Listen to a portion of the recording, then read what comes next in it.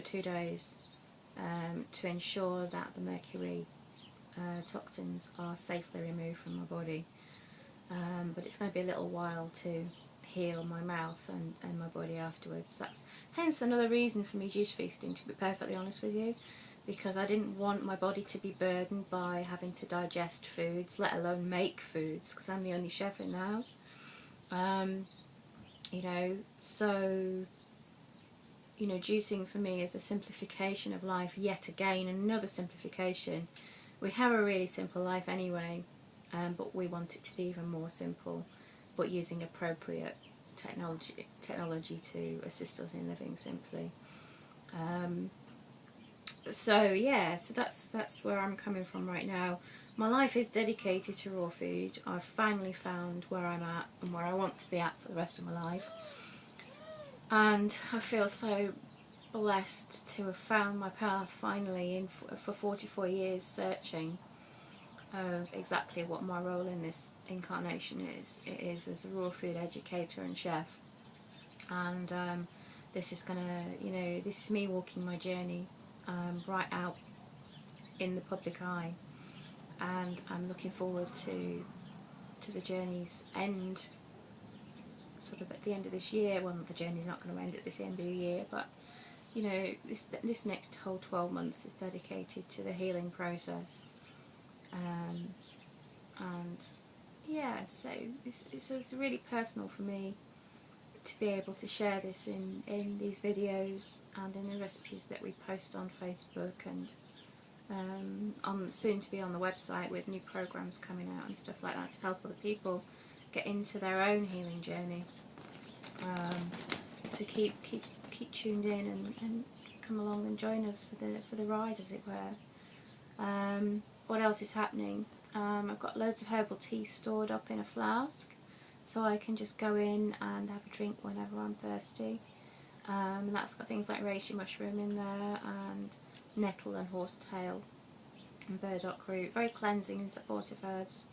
They were brewed up yesterday, and now they're nicely kept warm in the flask for on-demand drinks.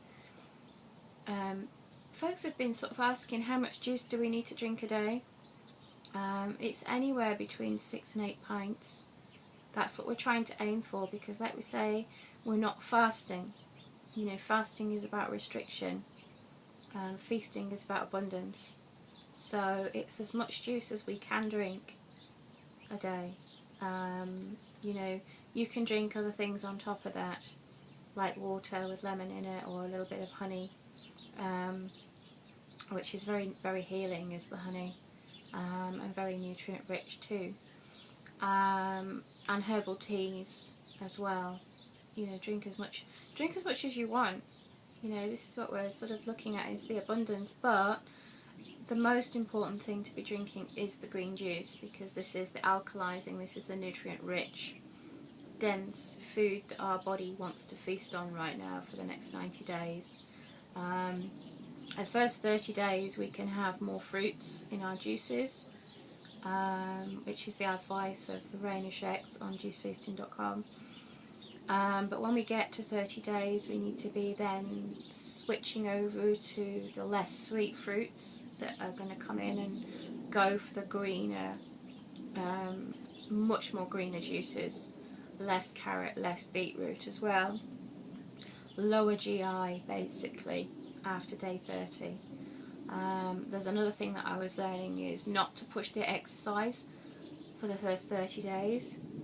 You know, do yoga, stretching, your 5 Tibetans, Thich Nhat Hanh's 10 mindful movements, walking, rebounding.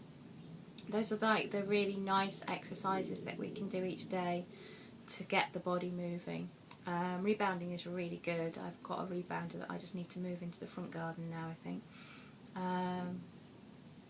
And it's really good to pump the lymph around the body. And then after the first 30 days, because the first 30 days is when we're moving through the highly detoxification process.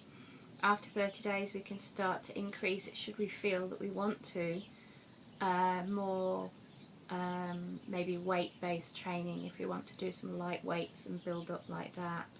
I'm actually really envious of people that can exercise and do weights and go jogging, although I would never jog. I don't think it's good for the bones, good for the joints really.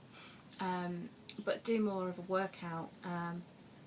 But hey, I'm a dance teacher as well. I teach belly dance, so I'm going to be teaching 3 classes a week from this week. I start with 2 classes Thursdays, and then Friday lessons kick in next week as well. So if you're in Northamptonshire, come and dance with us. We dance at a couple of venues around the county. So come and celebrate the divine feminine and sacred masculine as well with us. Get in contact if you want to come. That's an aside.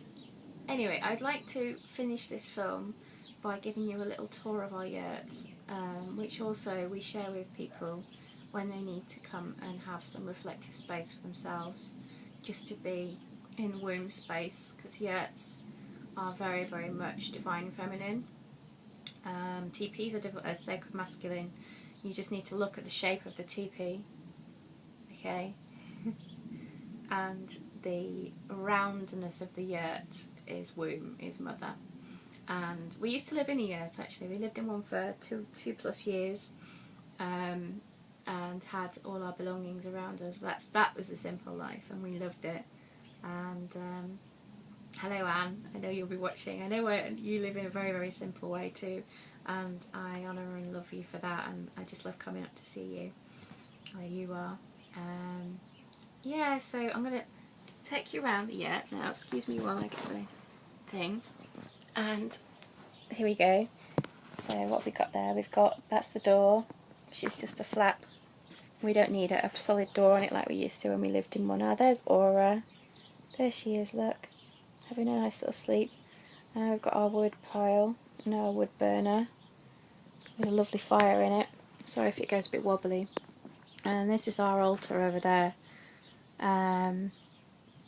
with all candles in it and everything.